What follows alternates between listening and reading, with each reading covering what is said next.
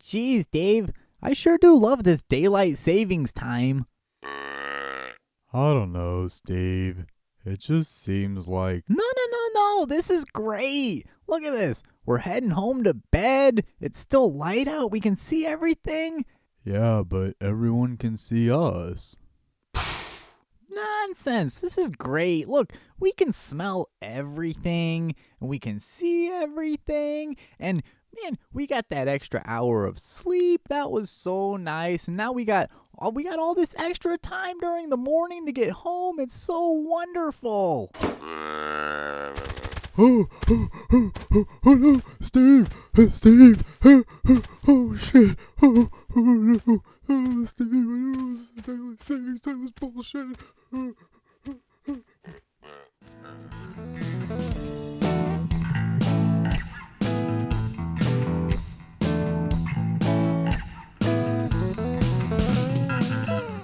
This is the Jack of All podcast, pod number 12, Hunt Journal number 2. So, once again, I'm just going to be talking about my experiences during the 2017 Indiana whitetail archery season.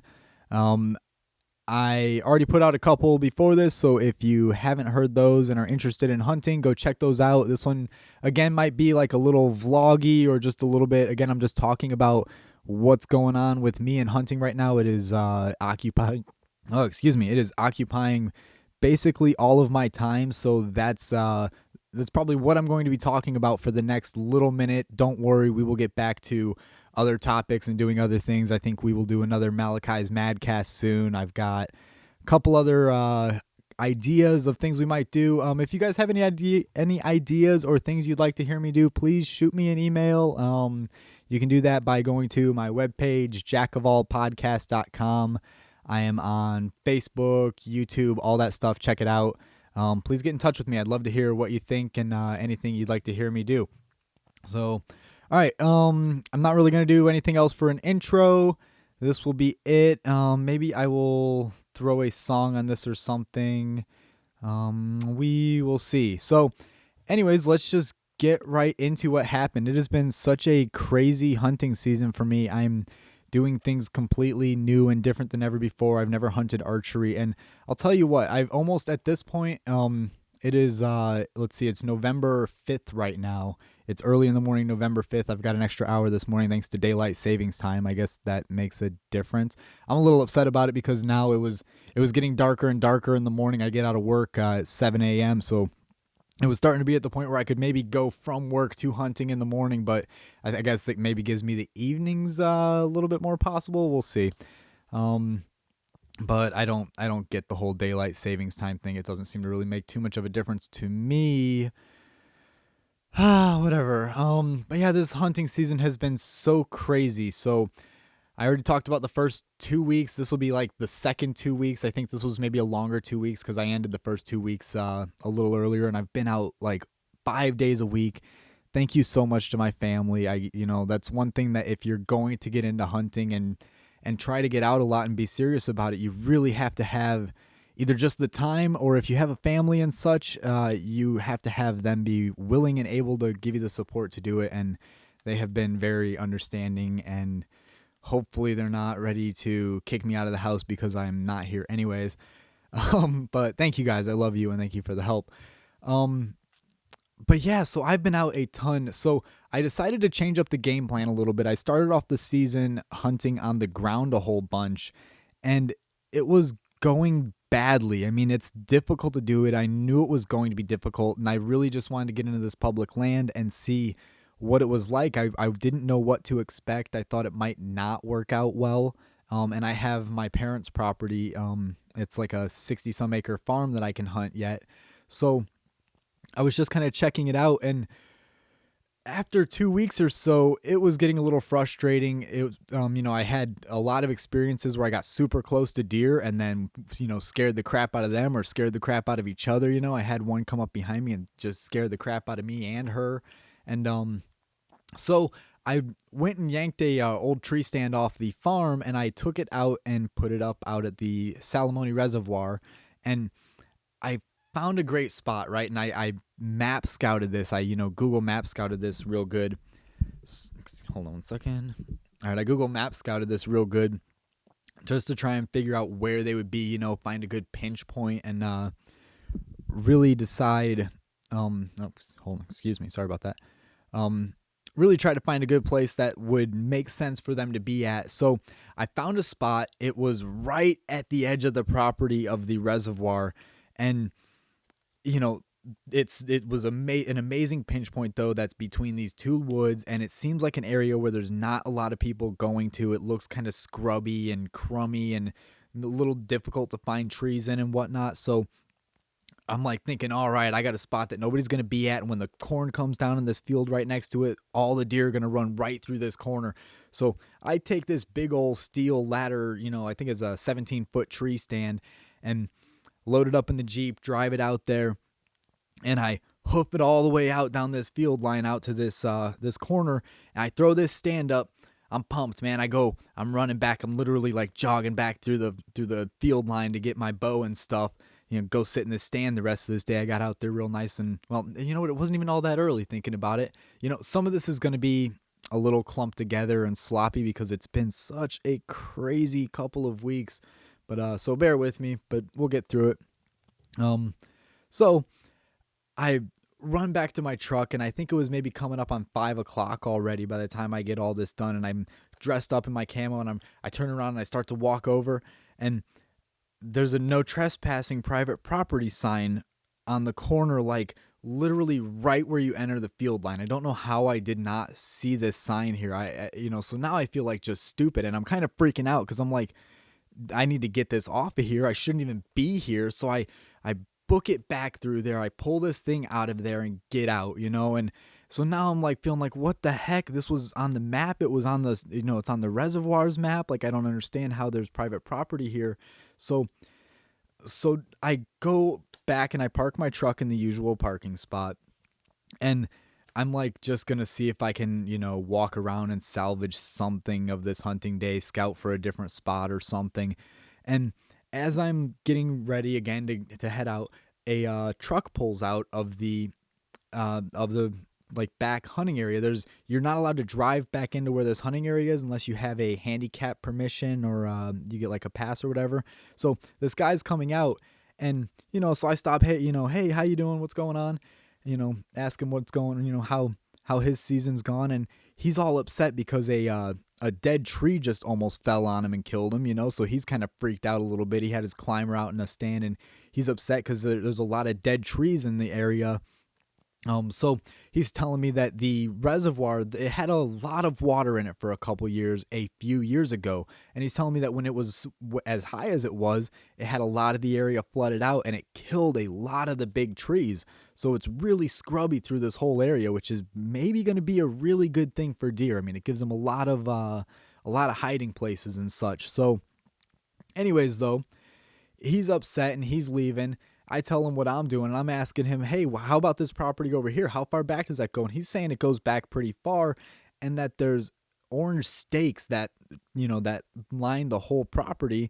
And I never found these, but it turns out that about 10 feet inside of this field line, there's like 10, 15 feet of woods is the property line. So where I put this stand ended up being literally about 15 yards over the property line. After I ended up getting a chance to get back in there and scout it, I found all these orange stakes. So that ended up working out well. I ended up finding a great spot right there that I am really hoping to get into. I got into it once, and it was a train wreck getting there in the dark. I thought I had a way in, and it ended up being really loud and bad. I found an amazing way in, though. I can sneak in like a freaking ninja, and it looks like super high traffic area. I won't be right on the field like I wanted to be. Why is this thing breaking up? All right, hopefully that's not an issue. I won't be right on the field like I wanted to be, but hopefully things will run right down the path, right there to me. There's great trails and everything's still right through there, so I think I should be able to make something happen there still. Anyways, though, this guy, he ends up, his name is Possum, right? He's this cool old guy who he's been hunting out there for years and years. So he's like, hey, if you don't care and like, just whatever about the rest of your day hunting, I can take you around and show you some good spots that, maybe you can set up at or figure something out at. So we do this. He takes me around, tells me, where I can go, where I can't go, which was great because there's areas that on the map I thought I could go that he's like, oh no, that's the oh, what is it? Army Corps of Engineer property area, and you're not supposed to go out there and hunt. And it even, I think, was maybe labeled further up the road that, but I wouldn't have known that. I could have, done the same thing like I had where I missed the sign, just kind of going in a different way and be, somewhere I'm not supposed to be, go getting in trouble. But so super helpful. He points out this spot that I end up having to like an hour or so, I think, of daylight left. So this spot that was pretty darn close looked pretty good. It's this kind of point overlooking this valley. So I go check this out. It's a great observation area. And I go, 50 yards off the road and I'm on top of this maybe, 20-foot tall hill or so with this log. It's a couple trees that are down and make this perfect area to sit. That's like a legit natural tree stand overlooking this valley. Now, anything on top of the hill where you are, because there's this nice, 50-yard wide ridge before you get to the drop off of the valley, anything up there is going to see you. So that ends up being a bit of a mess, actually. But anyways, this is a beautiful spot. So this is awesome. I'm starting now to like really get a chance to observe the way some of the deer are acting out there, because within 15 minutes of getting out there, I have 3 does all the way across this field, and it's like maybe 80 yards across the valley. And I've got 3 does moving around out there, 2 decent sized ones and one that's a little fawn, And they kind of move through and they follow this path, and one of them actually ends up, let's see, was this that day? No, I think this was another day that happened. So I'm gonna blur some of this together. Just, that's fine though. We'll get to what was important. So, multiple days, I think it was 3 days then so the first day, I think I just observed them moving across this opposite ridge line. So the next time I'm out there, I think one of them, maybe 2 of them came in, and one of them came all the way across the valley and ended up about 10 yards from me. I mean, so freaking close. And I, just sat there still as could be, and I couldn't draw because she was coming almost straight at me the whole way. I never had a good chance to draw until she was very close. So anyway, she gets right up close, about 10 yards from me, and there's a tree right in front of me and a tree in front of her. So this is my chance. She's passing behind it. I draw my bow, and my arrow rattles on my arrow rest. Just tick, tick, tick, tick. And she just doesn't keep coming. I mean, she was moving at a steady pace, and now she's stopped and not moving, and I can't see her. I'm not sure what's going on. So now I'm holding my bow here at full draw and just waiting and waiting and waiting and waiting and waiting and waiting and waiting. So finally I start to like, okay, what is going on? Where, like, do I need to let my bow down? I've already made enough noise. Like, obviously something has changed the scenario. I'm about to get this nice doe with a point blank shot, So I start to look around, and I'm leaning my head over to the side, not moving much, maybe thinking maybe I can peek around this tree a little bit and get a shot on her or something if she's standing there. And all of a sudden, down in the tree by her, there's kind of a V where it branches apart. I see an ear flick, and she's just been standing there looking through it the whole time watching me. And so it is game over. The ear flicks. She's like, nope, bounds across the field. No big deal. She doesn't blow out, but she that was it, so ruined by a plasticky arrow rest. It's not, it's been a pretty good one. It's like a flip down. I'm not even gonna go look and see what brand it is or what exactly it is. It was on the bow when I got it, and it works good. I mean, it really is nice, and it shoots really well. And I even have a spare part that has like moleskin on it. But I have it set up with this, and actually my arrow fletching is a little bit big, so we had to tune the arrows just to be set. We had to tune the cock vane to the up direction worked better than the down direction to this side. I don't remember whatever way we tried it, but the fletching was catching on the rest a little bit as it was flying out. So anyways, though, so I don't really have much room to play with, so I don't want to put that moleskin one back on. Blah, blah, blah.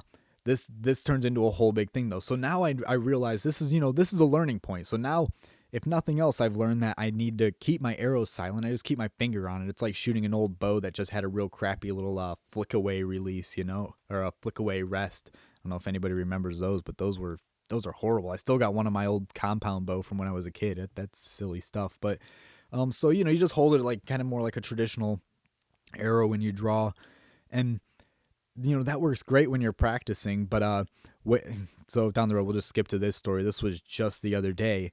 I have a chance to draw on a deer, and I'll get to this point and then I'll tell the story of how this all happened. So I draw on her though, and the broadhead catches on my finger, where usually, the practice tip would slide right off the end of it. My finger catches and pops the arrow off, right? So yeah, that was not good. So like learning point number 2 on this. And okay, so the way this played out, before I even say how it ended up, I'm out scouting. The winds are changing and flipping to be predominantly through the north, or from the north, for the next week. So a lot of my stands for my areas or spots that I've picked out thus far have been for more west-based winds. So I really need to change this up though, because north does not work for most of these spots. Actually, it's north would be okay, but it's flipping northeast for a lot of the time, which is really messing it up. I do not like east winds, at least for the public land. For my parents' property, great, but it needs to be like southeast, not northeast. Anyways, oh geez, so I'm out looking for a spot up in at Roush Lake, a different area. It's actually a little bit closer for me, but the property's not as big. There's the areas of land are, the chunks of land are a little bit smaller, a little less woods. Anyways, I'm moving across this pretty large field. I check out this wood line up along the river, up along the Wabash River, I think it is. And I'm on my way back out trying to cut out. It's like 5 o'clock or so now. It's like 5:30 now. And I see a doe out in the field starting to eat, and she's looking away from me and walking away from me. She's maybe 300-400 yards out. So I start just creeping down the field line to see how close I can stalk in on her. I'm not too worried about, spooking her in or something. I figure she'll go in the field, and maybe I can even get up close to her and get a shot. So anyways, I keep sneaking up, and she ends up ducking in the field, getting too suspicious of me when I'm maybe 200 yards out. I sneak the rest of the way in. I'm all crouched down, kind of moving quickly, and everything's wet because it's been very rainy. So it's very convenient, and it's all nice and quiet when it's wet. I love it. So I get all the way up to where she was, and I'm like looking at the tracks, and I just stop, look to my side, and she pops up.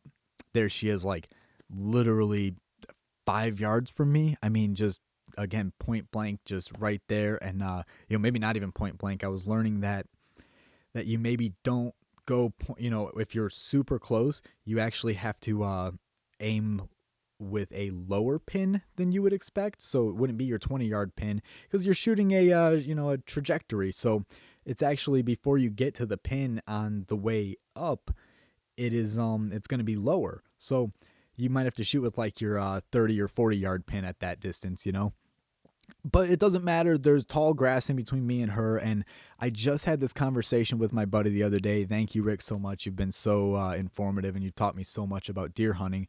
And I was talking about using a fixed blade to be able to punch through, like, some brush or a little bit of, shrub, or not shrub, grass or something, if it's right close to the deer. And he was saying, no, just kind of a bad idea anytime. Just don't, you don't want to screw around with the shot. You don't want to, be wounding deer, or, just having, a bad death, a long, prolonged death, or anything like that. So he basically says to me, don't do that. And I'm sitting there at draw going, you know what? Like, nope, not like, that's it. You don't do that. You don't screw around with that. And awesome. Thank you, man. And so this plays out. I draw the bow. I knock the broadhead off, or I knock the arrow off by, hitting it on my finger, hitting the broadhead on my finger, cutting my finger, and it's hanging there on my bow. I've kind of got it caught. So I'm like, all right, can I get this thing back on? She's still standing there. I grab it with my mouth. I bite the knock, and I can't, there's no way this is going back on. So I let the bow back down. She's still standing there. I put the arrow back on the bow. I draw the bow again, and she's still standing there. And just standing there and standing there and standing there. And I'm like, all right, will you please like run to the left? Because if she runs to the left to try and cross this field, I have an easy shot. If she runs to the right, she goes to a different field. Either way, she's going to a field. So I got a 50-50 chance of her maybe going my way. And a bunny runs. There's a bunny in between us. We're this close to each other, and there's also a bunny this close to us. And it runs right towards her, scares her, and she ends up going towards the other field. So just crazy scenarios all over the place, crazy learning situations. And then, it just, I'm letting my bow down after this, and it rolls up my shirt in my cam. And then I like can't draw my bow because I can't like put it out in front of me. It's all like caught in my shirt and rolled up. And it's just so ridiculous. The whole time I'm just like, wow, I have no idea what I'm doing, do I? So, so I guess it goes to say you really have to practice with your gear. That's one of the things I'm learning is like, I maybe need to really put my hunting camo and stuff on when I go shoot my bow a little bit more often, not just be in shorts and a t-shirt. But let's see. Oh, this is going to be a lot of long-winded. I'm trying to kind of just get through all this because, again, I don't know. I know a lot of people aren't going to be into this topic or into just hearing me talk about it in this way. And I want to be informative and share information and share this stuff that maybe, somebody who's into hunting, like I am getting super obsessed with this right now. And it's nice to hear these stories and to learn these things, like, to know that, hey, you can't take that shot through some brush. I mean, if I had a gun, I'd have taken that shot all day. That wouldn't have been a problem at all.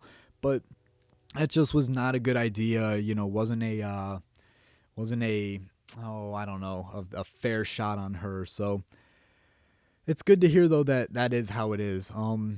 Or just whatever lessons you can get passed on, because hey, if you don't know, you find out the hard way, and that's not fun necessarily. So all right, let's see what else happened. Man, so back to the does in the valley on that overlook that Possum showed me. That was so, man, this Possum guy, first of all, I just want to say, if he ever hears this or anything, or if anybody knows who this guy is, thank you, dude. You're awesome. And I've found nothing but people being nice and whatnot around these public lands. It's been, it was just so awesome to have somebody just take me around and help me out and teach me a little bit more about the area and reassure me that, like, yeah, you're good doing this and doing that, and you can go here and there and don't go there. But anyways, thank you. Freaking awesome. So I end up watching these does though, and I end up having a third encounter with them, but only this time it's just the little fawn, and she comes all the way in. And by the time she gets to me, she's like literally looking straight at me and having no idea that I'm there. And just really being kind of a dumb little fawn. And she's coming so close to me, and I'm like, she's 10 yards from me now, and like eating on this hill that I'm like sitting on the top of. I mean, I could like stand up and practically lean over and poke her with an arrow or something. And I'm just thinking, go away, please. I don't want her to blow out. I don't want her to freak out. And she finally ends up going off this hill and kind of going around the front, continuing on the floor of the valley. So great. I'm just sitting there watching, thinking, hooray, another doe will maybe come out too. This is, good action. And all of a sudden, like 15 yards behind me, maybe, I don't know. I'm judging by the sound here, but what the crap? She's on top of the hill, or, a deer is on top of this hill behind me, blowing at me. They're not downwind from what they sound like. They're super close. And so for like 10 minutes, every, it just, and then like, maybe it'd go 2 minutes. And then she got closer. Like, what the heck? After 15 minutes, I'm like, all right, is she still there? What? She's still there. I don't really know how long this was in the whole thing, but it was dark by the time I turned around to look and see if she was still there, because it kept being, 5 more minutes later, still right there behind me, trying to figure it out. And I didn't want to freak her out, because obviously she couldn't figure it out.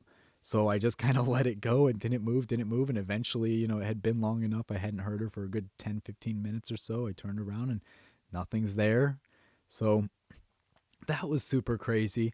And then I ended up, so this spot's awesome. I had the very first day, was it the first day or the second, one of the first or second times I was out there that the does came out.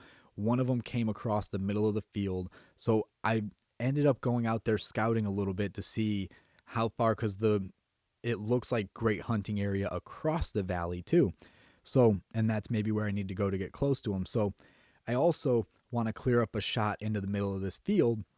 So I blaze a path kind of into the middle of this field. It's all just these nasty like wood stickers. I'm not sure exactly what they are, but they get all stuck in my camo, and I will not buy fleece camo again. I don't know what I was thinking. It was a terrible idea. I mean, I love my camo. It feels like pajamas, but it's getting ruined by these stickers.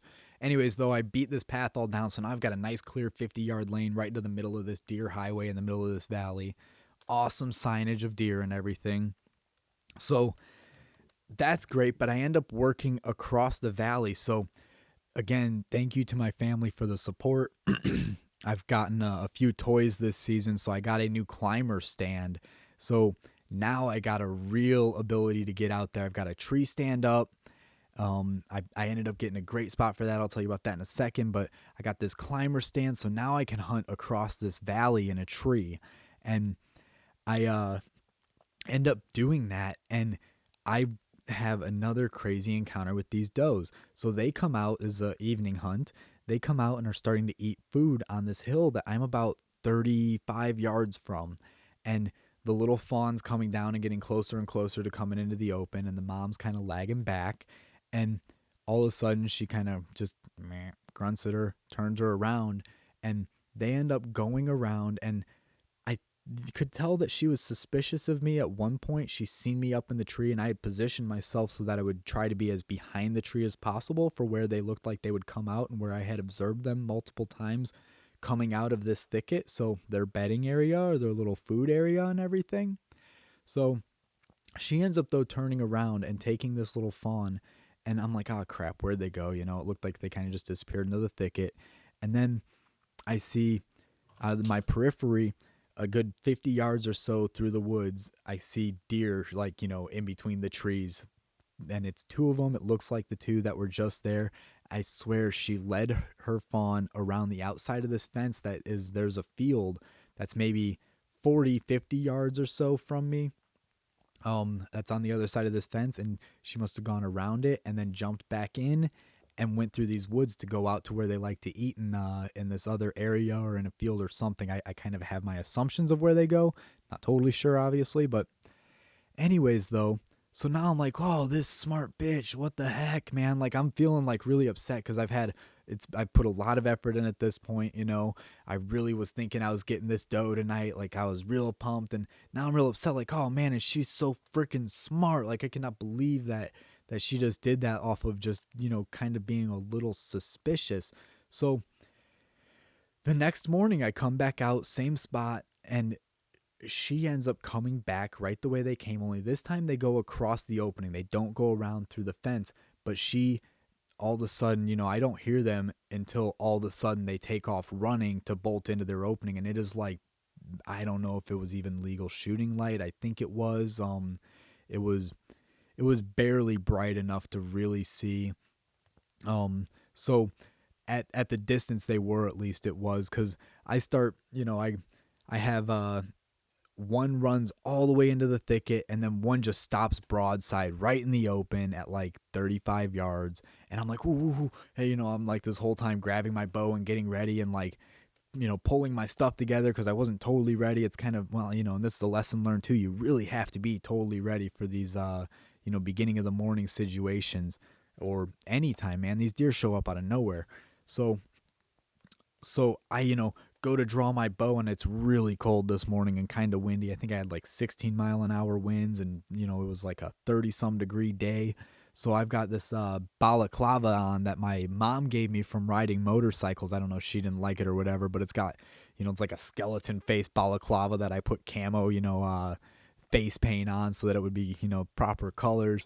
And I go and I draw my bow, and then I go and I try to put it up to my face, and I can't index it on my nose because this balaclava has this like pointy nose part, and I'm like, oh, I can't even do this, and like my hood on my hat or my coat is like covering up my eyes, so I can't even see anyways, and I'm like, I can't even really see what this deer's doing. And the funny part was the first I initially go to draw, and I'm like, and I can't even draw the freaking bow for some reason. I'm just like, I don't know, like kind of panicking at the moment, like, oh shit, here's the deer. So, so I finally get the bow drawn, and then drawn, and I can't get it up to my face properly. So now I'm holding the bow at full draw, trying to like, you know, brushing this balaclava off my face and trying to move this hood out of the way. And finally, I'm like looking at the deer, and I'm like, that's probably the fawn, first of all. Second of all, like you really can't even tell if it's the fawn or not. So what the fuck are you doing? Like you're not taking a shot right now. So like I end up just putting it down and being like, all right, calm down. Feeling like that's probably it for the day. These are the deer I was looking for. Maybe I'll get lucky. And I did end up having a button buck. This is a new guy for this little area. A button buck shows up, and he ends up walking around this field, and I give and take on whether or not I want to use like scents and stuff. So I had put some doe estrus on my boots on my way out this time, just to kind of like maybe it'll throw them off if somebody does have to happen to hop on that trail. It's not, I don't know. I don't know what's better or worse. You leave the scent of your shoe, or you leave the scent of your shoe with some doe estrus. I think a smart deer probably smells it and then smells your shoe too and then goes no. But man, I don't know. I think they maybe get crazy. We'll see, because I've never really seen great rutting activity, which I'm super hoping to see and anxious to see. I think that's kicking up. I've observed it starting to kick up. But anyways, a button buck comes through, meanders around the valley, and it proves out that the valley's wind is great, because I've got this wind that's going right over the top of him, and he just hung out there forever. He was there for a good 45 minutes in my wind, so that worked out good. Anyways, feeling kind of bummed out, not getting another deer again. It's getting later in the day, and these two does come back into this thick area about 35 yards in front of me and start milling around just eating, and this goes on for like 2 hours maybe. And this doe will like kind of come up to the edge, stick her head out, look around, check things out, occasionally kind of glance over towards where I am, and just would not come out of that thick stuff though. She was just super smart about it. She kind of, I swear she knew I was there and was just like, I'm just going to stay in here. I know this game, like you ain't doing nothing as long as I just stay in here. So that was super awesome. I kind of am really excited about continuing to chase that mature doe that's there. She's probably a 2.5-year-old. She might be older, but I think she looks like a 2.5-year-old. I'd be happy to get her though, if not another bigger, older doe. Anyways, let's see what else happened. Yeah, rutting is starting to kick up. It's November it's getting to be into November now, and I only noticed scrapes starting in the last week and a half or so. So I ended up getting my tree stand. Once I scouted back into that area more, I put it up on a location, not the one that's close to the property line where I'm hoping to catch them moving later, but one that was a little bit more of an observation area, a little bit closer to the open field area. Excuse me. It's not really an open field area. It's a open brush scrub CRP crap area. But then it's not even like good CRP stuff. It's like just weird, kind of washed out flood land. Anyways, though, I've got this spot, and it ends up having like 2 or 3 scrapes. I think it was 2. It might have been a third one starting up, but there's 2 solid scrapes that are just getting tore up out there. And I end up having these 2 bucks that keep coming in on that spot. And again, you have to be ready. You really have to be kind of bow in your hand, prepared. And because one of these guys, I kind of was looking over my shoulder. I'm looking behind me, watching that area, because my tree stand, again, I put it so that I was more behind the tree. I still got great shooting lanes into everywhere I need it to be, but I'm to where the deer's not going to see all of me ever, for most of the places he's going to come in on. So I'm looking over my shoulder, and then I look up, and there's this little 6-point buck standing like right in front of me, and like there's 15 yards before the fenced off area at the highway. I'm right on the side of a highway here, actually. So it's great because I can drop in like a freaking ninja. Like I said, you just come right down the hill, jump the fence there. It's so easy to jump the fence because there's a tree down on top of it. So just hop over that real quick and I'm in the stand. So anyways, he's right there. I didn't even know he was coming because it turns out I do have a nice blind spot for one of their trails, which is great because they do too for me. And we don't see each other till we're right on top of each other, but got to be prepared. So there's this little buck. He's a small sixer, maybe a year and a half, maybe 2.5. But I really, if he's a 2.5, oh crap, does that rack suck? He's a nice little fat guy though. So then there was another one comes by and starts tearing up the scrapes, and he's a pretty freaking nice small 8, big 6. I mean, he's got 8 points, but his middle tines are kind of small, tight little basket. So I let him walk. I had a real good, I had a good 5-minute window where I could have taken him several times in that window where he was milling around, scraping right there. And I passed on him, and I've spent a lot of days now regretting it because that would have been the biggest buck I ever shot. And that's really lame, I think. And I don't, I kind of question because I've been hunting for 8 years. I've killed a lot of deer actually, and they've all been like, you know, I got like a little 6, well, not a little 6, but like a nice 6, that was probably, 2.5-year-old little 6-pointer. And then I've got some nice does, but I've made a lot of mistakes too and killed a lot of younger deer. And I really, it's one of my favorite things about archery now is I'm getting into this and really getting to see what I'm doing and not making mistakes. I've killed a few button bucks thinking at a distance, oh, I've got a nice little doe, cool, that'll be good.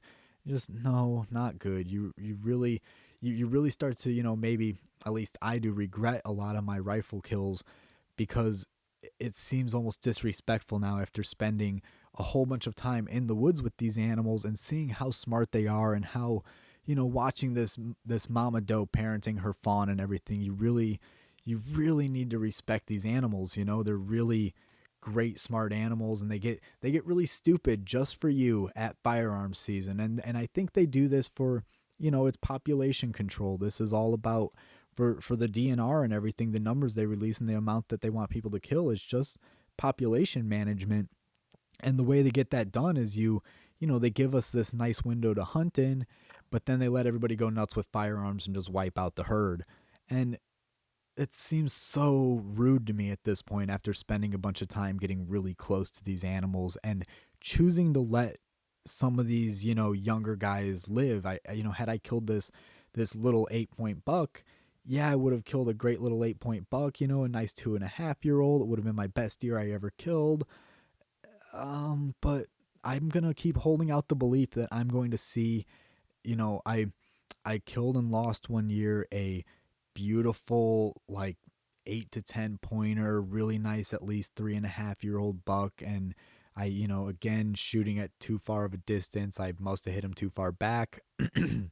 And we ended up chasing him all around the frickin', the block, the country block, and never ended up getting him.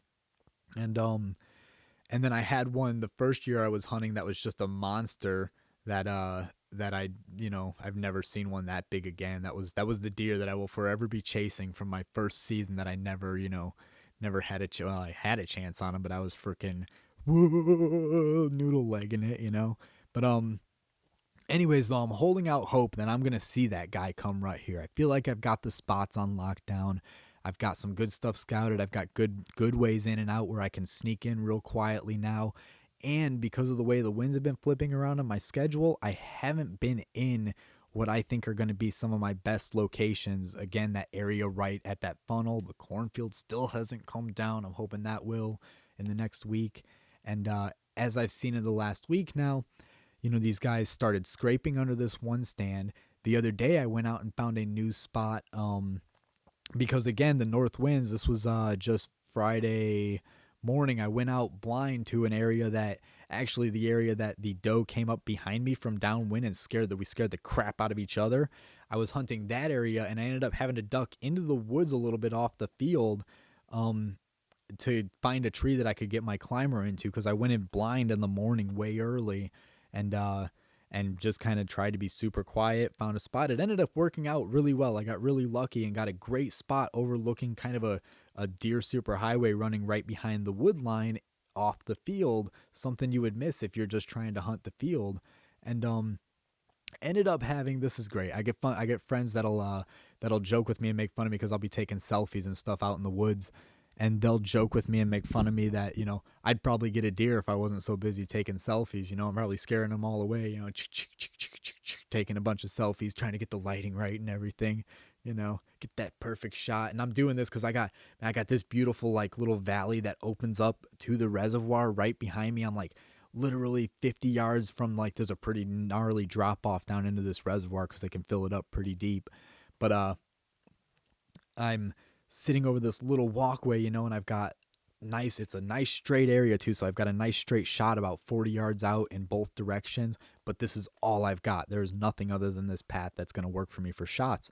So as I'm taking this selfie, I look down and there's the ass end of a deer disappearing out of the lane, heading away from me. I'm like, no, I missed it, and it looks like a pretty decent deer. I'm like, oh, what the crap, like, you freaking moron, put your phone down. You got to be on point here. Like, rut's kicking up. That could have been the monster you were looking for. Because, again, now I'm in an area. I hiked out so freaking far that morning for this. I mean, it, like, legit was probably a solid mile hike with the climber on my back. And unless you're one of the handicap guys, you're not allowed to get all the way back out there that easy. You got to take the hike. And even if you were a handicap guy, you're not going back into there probably because it was all the way down a field line too. There's no driving anywhere near it anyways. So I'm thinking maybe this is it. This was the monster that's hiding back in here because nobody's disturbed it yet, So I get out the grunt. I let the deer get a little bit away from me because I'm like, all right, this is the chance. If I grunt and it's a doe, it probably runs, whatever. If it's a buck, maybe it turns, comes back. So, and sure enough, turns right around, and I had real good cover. I kind of directed the grunt and everything properly. I pointed it, kind of in a, to the direction that I wanted him to go, and he ended up going right there, stood broadside at 30 yards. And, I got a rangefinder because, good gosh, I really, you cannot just sit there and guess ranges. You end up finding that you get it wrong, and I'm pretty good. I got, I was kind of going with I would check and get at least the 20-yard marker for one point, and then I could kind of visualize the radius off of that for a good portion of my area that I'm shooting, or, that I'm hunting.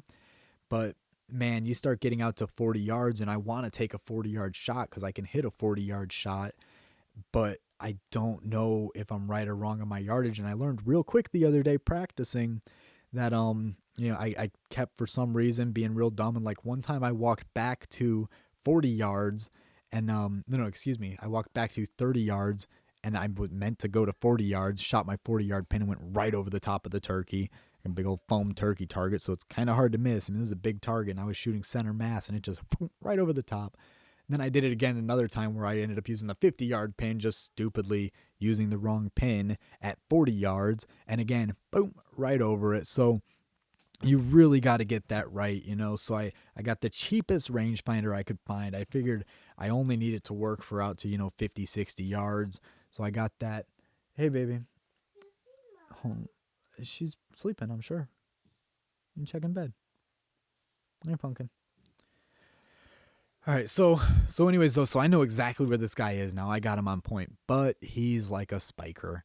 He's the coolest freaking spiker I ever seen, though. I had to even kind of go, wait a minute, is he like really old? Like, is he like one of those super old deer and his rack is just kind of like meh because he's, getting malnourished or something and less healthy? And nah, he wasn't, but he did have like a cool, like, maybe 6-inch tall, like almost like straight up spikes that were all jagged and gnarly and weird looking, but his body just did not look that old. And if he was, oh well, I let him walk either way. So he was pretty cool though, man. I was awfully tempted to, just because that rack was so neat. But nah, I let him go, and that ended up being all I seen in the morning. But you know what he did? I keep hearing, people start to say that that you grunt and the deer will circle around you downwind because they trust their nose better than they trust their eyes or anything else. So that's their first move, is to circle around from where they heard the noise. And sure enough, that's exactly what he did. And I heard him blow once, but where I heard him blow, he wasn't really downwind. So I think he's just, clearing his nose out or whatever. He ended up, though, I think he did make a full circuit around me and crossing over this like kind of ridge and everything behind me. And I never seen him do it, but he did come by again, kind of in front of me and across the field, and again, it made a circle, I guess, if that tells you where he was. But he ends up coming in and he just looked like he was on patrol. Like he was just hot to trot, looking around, head up, and just like looking like he was acting tough or something. So I think rut is kicking up. That was just the other day, and I know that it's late, but I think, the areas I'm hunting right now, there's still a lot of corn and stuff up. They just kind of started scraping. It just got going with all that stuff, and they just started to seem more aggressive. I haven't heard anything yet. There's been no calling or grunting or anything aggressive yet. And in the past, they haven't responded to me grunting, and now they're starting to. So I'm getting really excited, and I think it's going to get going and be good this week. So, all right, my family is getting up. I am going to get off of here. I think that's all I had to say. Yeah, just kind of recap, things that I learned, just because that's kind of, I feel like that's something I want to make sure I impart with these podcasts, not just me talking and telling my stories, but, things that I've learned. The deer are freaking smart. Please respect them. They really are amazing creatures. And, you can hunt firearms respectfully, and just please do respect them, and, understand how cool of a game this is that we get to play. Man, calling works. That's pretty cool. That worked out well. Let's see, man, you got to be freaking ready and calm and really, really work your cover, because I think they see, just like us, they'll disappear, right there in the open in front of you, just because they're not moving. I think we're the exact same way when we're all camoed out. You really gotta keep still and be prepared. And test your freaking gear. Go check that out first. Make sure it's gonna work, because otherwise you're just gonna do it the hard way like me. You're gonna be cutting your finger on broadheads and knocking your arrows off and not being able to get shots because you can't index on your nose proper, or even get your glove up to your face or whatever problem you might come up with. Yeah. Oh, and even along those same lines, I was thinking about that, and I hadn't really, I don't necessarily always check, like, can I even shoot my bow out of my stand right now, because the way that, I've got like the bar around me and stuff from the climber. And so I started being like, can I point down to I was hunting over that, like right on that path the other day where I seen that spiker. And so I was potentially going to have a like straight down, below the tree shot. And I was going to have to really hold the bow right next to the tree, to the tree stand. I could do it safely still, though, and like at this weird angle, though, but I could get the shot doing that. But, it goes to say it's worth thinking about when you get up and are set up and think you're ready to go. Double check and make sure that you can even point your bow without, you don't want to release it and have your limbs snap into your tree stand or something and, gnaw up your bow or some shit like that. That would just suck. But, all right, man. Yeah, that's it. Wow, hunting is something else. That's what I wrote on the bottom of my paper. It really is. It is, it kind of seems to me to be a whole different game than I thought I used to be playing. I mean, I loved it before, but holy crap, I'm really getting to be addicted to this. And, I really think these animals are amazing. It's been so cool. You know what it is? It's so cool to see how these deer act through the whole season, to see what they do when they're not in rut. And, they're just hanging, you got does running around with fawns and still teaching them tricks and teaching them, hey, get out of the open, stupid, and here's how to go around. You see that weird thing in the tree. And, maybe I'm anthropomorphizing here, but I swear that's what I'm watching with these things. And now I'm watching them get more aggressive and maybe a little dumber. I'm going to make more mistakes. So we'll see. I think this is going to be really awesome. Hopefully I can get some more stuff out soon. Like I said, I have some ideas in the works, but I am super busy with hunting. And unless I tag out real fast here, which I'm hoping is the way this plays out anyways, unless I do that, I'm going to be super busy hunting, and I might just be kind of laying low and doing this. But don't worry, subjects will change. We'll get more podcasts and different stuff out. Please let me know if you guys want me to do any specific subjects or anything. Heck, I don't know. I've got a lot of things I'd like to do in the long run. This is the Jack of all podcasts, so I don't plan on sticking to any particular theme or subject. I might do some other theme shows down the road where it's like, hey, let's discuss, I don't know, maybe we'll do like, some kind of story-based topic, or we'll see. We're just gonna have fun. So all right, that is it. Thank you all.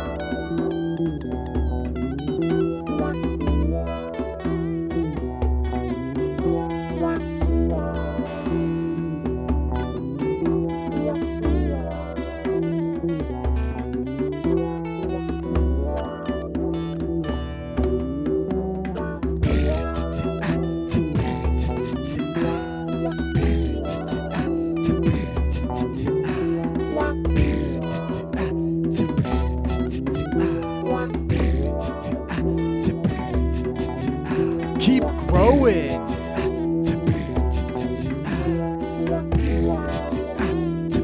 Keep growing. See what you get.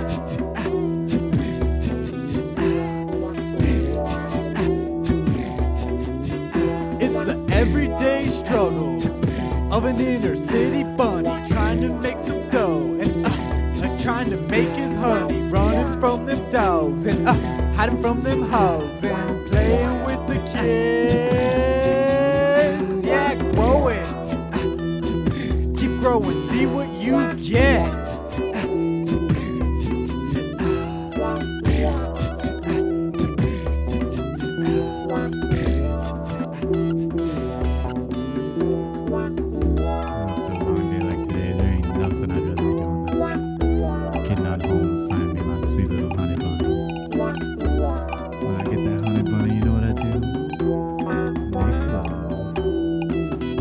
You want me to make love to you, baby. You love the way I caress you, love the way I touch your body. Let me do the things I do and make you scream, baby. Come on, baby, let's head on upstairs. Let me make that love to you.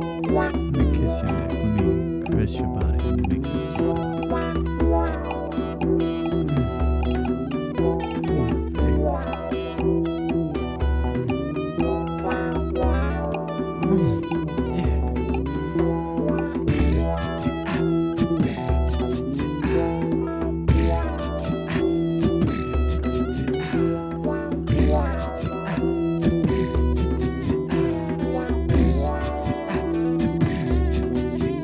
Keep growing.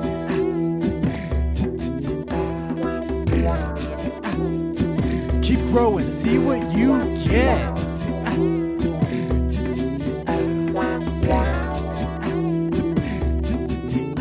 It's the everyday struggles of an inner city bunny trying to make some dough and trying to make his honey, running from them dogs and hiding from them hogs and playing with the kids.